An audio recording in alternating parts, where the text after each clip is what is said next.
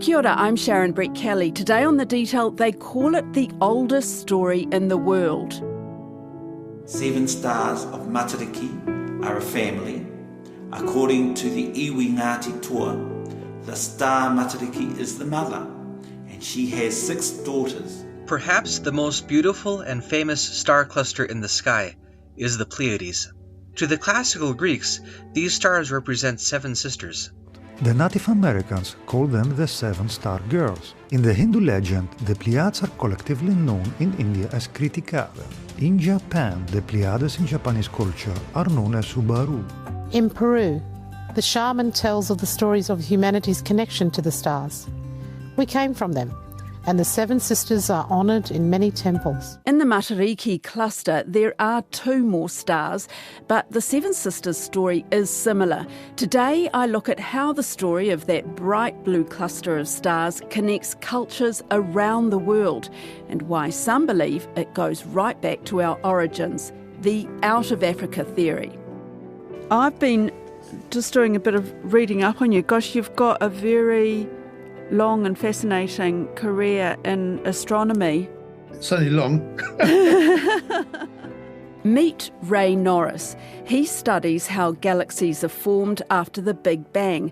He's written a book about Aboriginal astronomy, and he's exploring the theory that the 7 sisters story is 100,000 years old.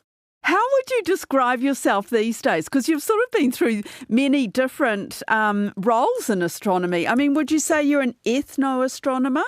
My main job is an astrophysicist. So most of my work is work with large surveys using large radio telescopes, looking for the most distant objects in the universe. And the ethno-astronomy is, I guess, a sort of sideline to that, really. It's not my main research topic, but it's something that obviously fascinates me. Why did you start doing research into that area? I grew up in England, as you can probably tell from my accents, although I've spent most of my life in Australia, in fact. And in England, I was fascinated by the things like Stonehenge and the Bronze Age circles. Clearly people were doing astronomy. And when I moved to Australia, it was natural to ask, do the Aboriginal people in Australia do anything similar? And it was very well known that there are lots of songs and stories about the sky. That was very well known. What wasn't clear is whether the Aboriginal people really tried to understand what was going on in the sky. Do they understand why eclipses happened, or what makes the tides move, or why the planets move as they do? And there hadn't been much discussion of that. And that was what I was really interested in. And, spoiler alert, yes, absolutely. People actually understood enormous amounts about the sky. And there's this tremendous depth and complexity of Aboriginal knowledge about the sky, which I don't think had been very widely appreciated by us whitefellas. And was it at that point that you started looking into the 7 sisters story and seeing connections with many different cultures? That's right. So it's very obvious that the story of the 7 sisters in Australia, I mean, there's many different Aboriginal cultures in Australia, but most of them have a story where the 7 sisters are a group of girls and they're being chased by this bad man or group of men in the constellation Orion.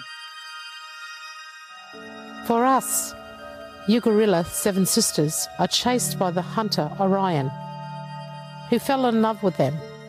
The 7 sisters were those beautiful, beautiful, bright-eyed stars. Yes, they were very beautiful.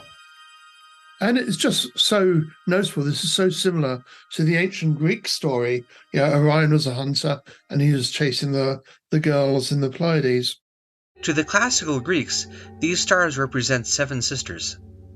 They are daughters of Pleione, a sea goddess, and the Titan Atlas.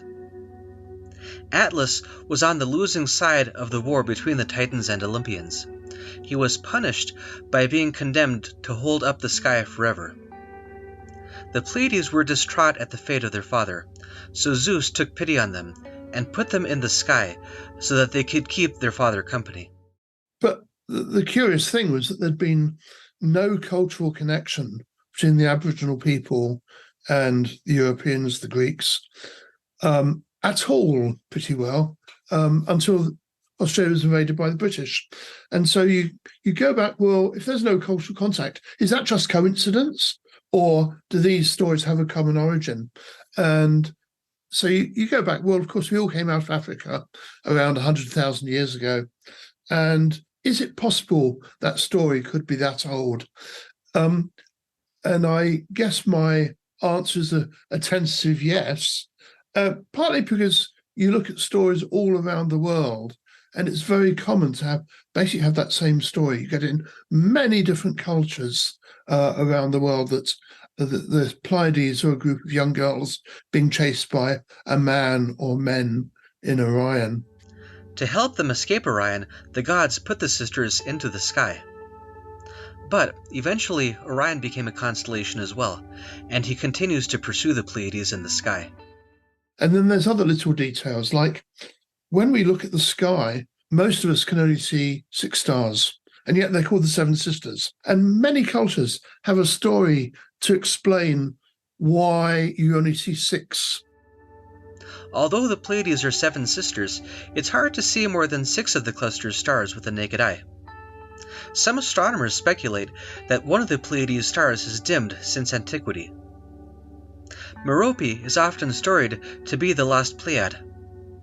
Perhaps she somehow lost her way, but one story holds that alone among her sisters, Merope fell in love with and married a mortal man. In Islam, one of the sisters fell to earth.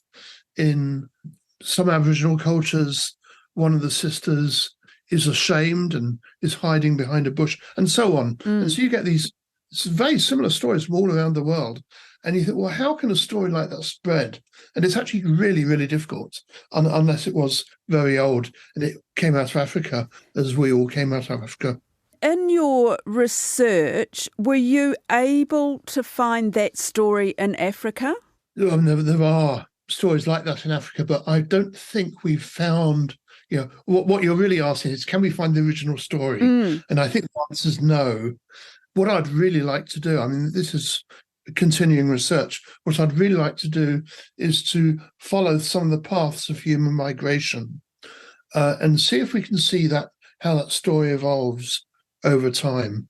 Over geography, I should say. Yeah, because each story is a little bit different. There's a different twist on it to the... That's right. If you kind of relate it to the ancient Greece story.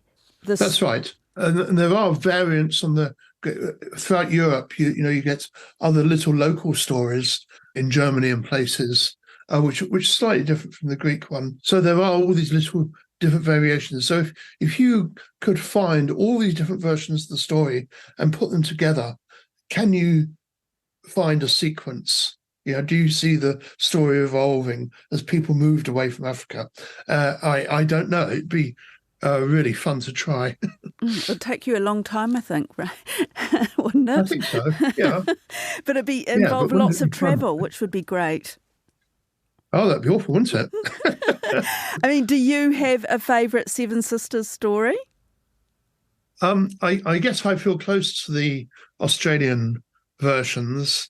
And I'm really interested, even across Australia, you find many different versions. And you can see them changing geographically. So in some versions in the southwest of Australia, the sisters have some pet dingoes, which protect them from the boys in Orion. And as you go further west, the dingoes disappear. You get versions where the girls are quite friendly with the boys in Orion and actually dance with them and make music and so on. Sometimes the boys in Orion are a group of young men. Sometimes it's one young man. Ugarilla 7 sisters are chased by the hunter Orion, who fell in love with them. You keep chasing these beautiful girls, chasing them right up, even up to Sydney way with the Blue Mountains.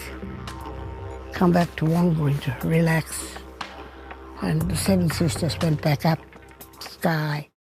The common thread is that they're almost always women or girls. Why? Yes. Is there any explanation for that? I would say the explanation is in the original story when we were all sitting around our campfires in Africa. That's the story we were telling with that story.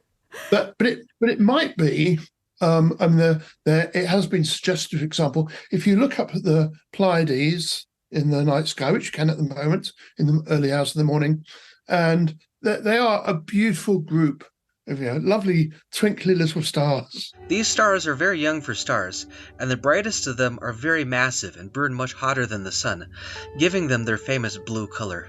Yeah, they really look feminine, actually. So you can understand that.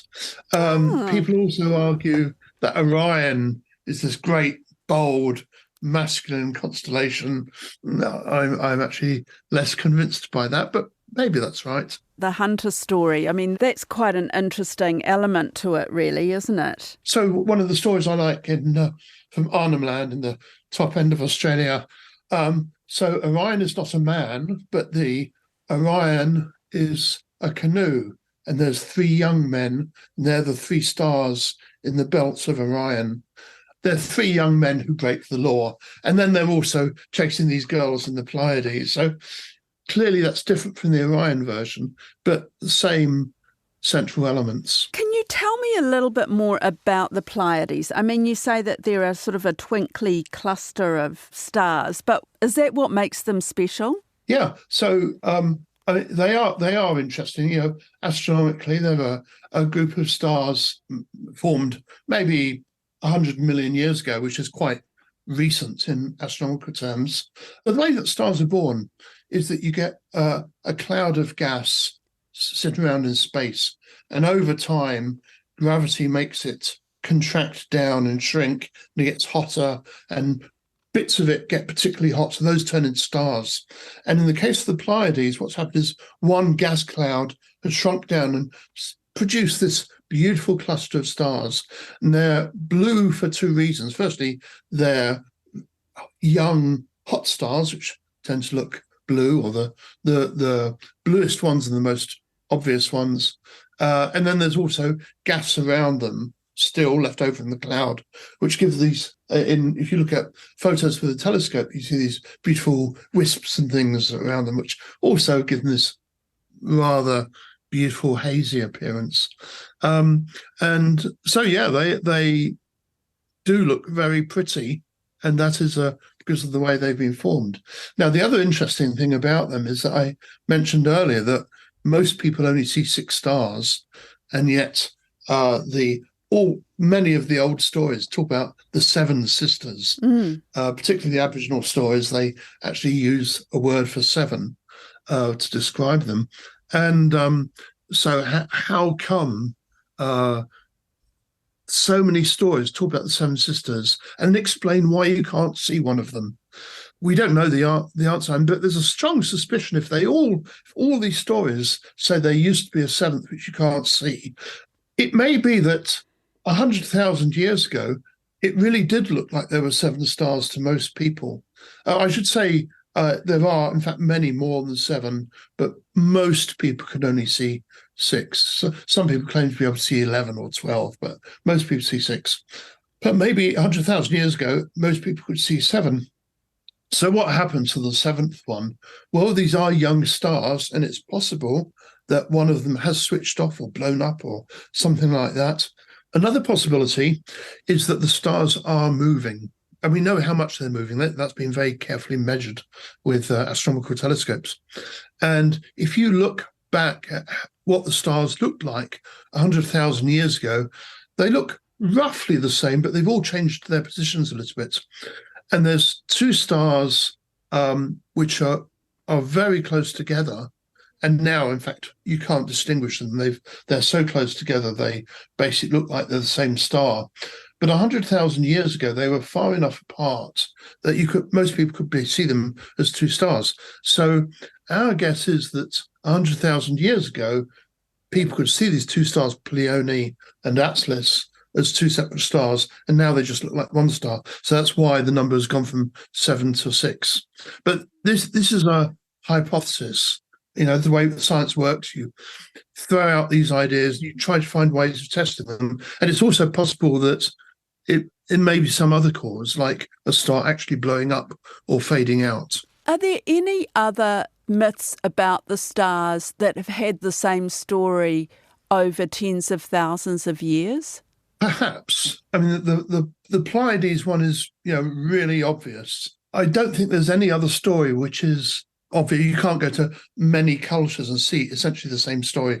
There are stories actually in the northern hemisphere, about the constellation Ursa Major, or the Plough, or the Great Bear, or the Big Dipper. And you get stories about that in lots of different cultures in the Northern Hemisphere, but nothing with the level of detail that you get in the Seven Sisters. And you can ask why. So there are other very obvious constellations. So it's not just Seven Sisters, it's also Orion figures in this story. Now, the interesting thing about Seven Sisters and Orion is that you can see them from both the Northern Hemisphere and the Southern Hemisphere.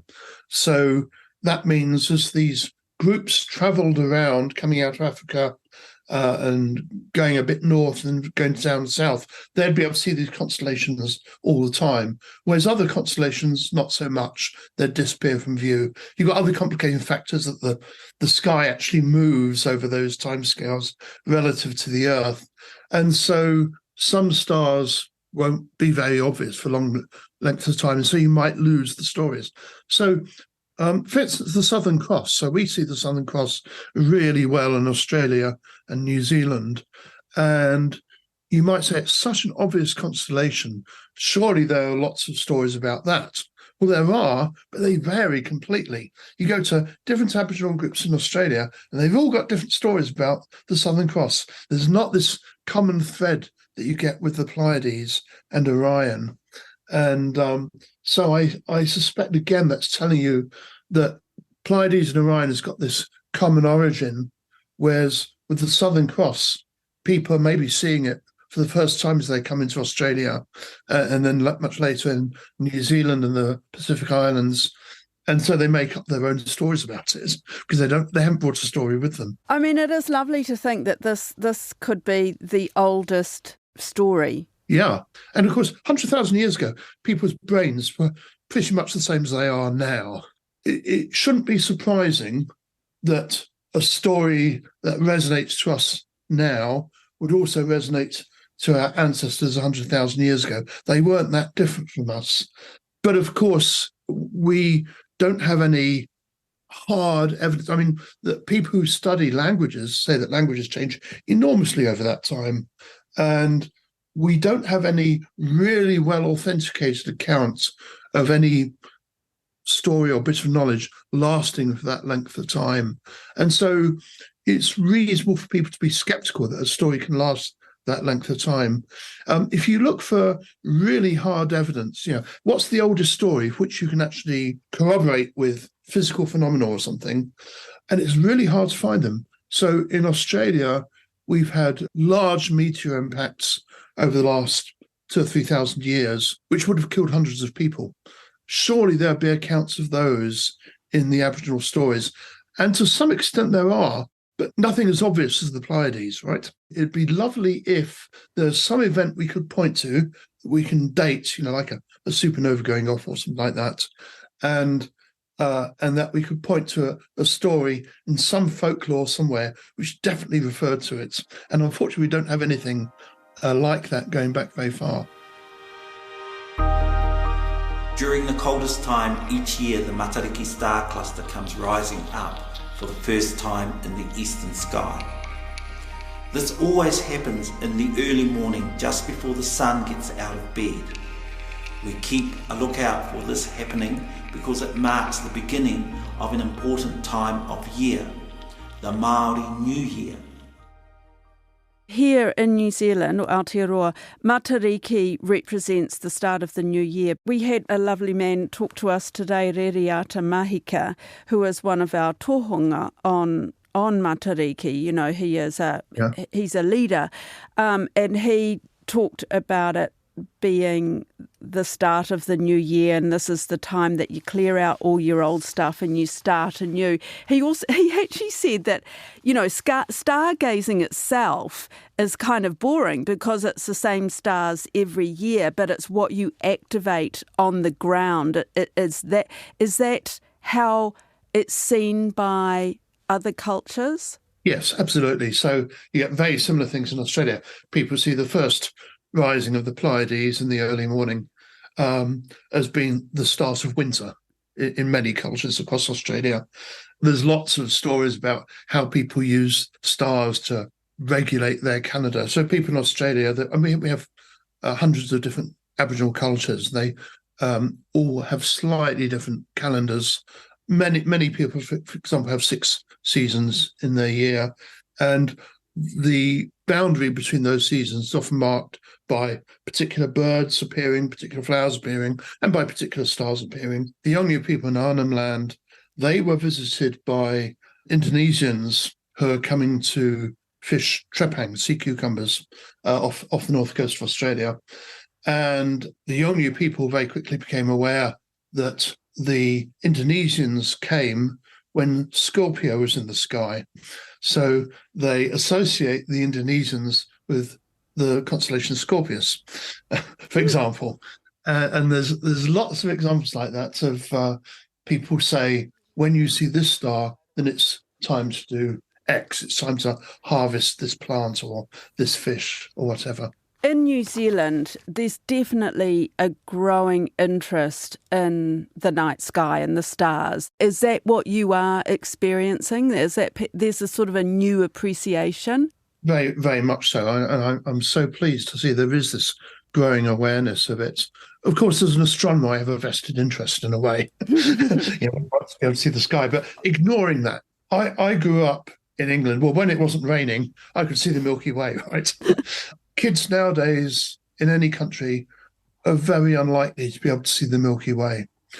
In Australia, and possibly in New Zealand as well, Maori, the sky is such an important part of the culture that kids who can't see the night sky are missing out on a whole part of their culture. There's a whole load of stories associated with it. It's part of their world.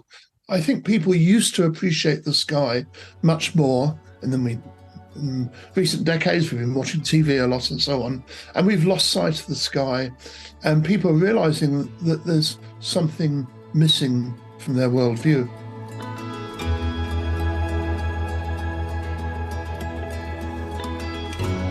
That's it for today. The Detail is supported by the Public Interest Journalism Fund. Today's episode was engineered by William Saunders and produced by Alexia Russell and Bonnie Harrison. And thanks to Ray Norris. Mā te wā.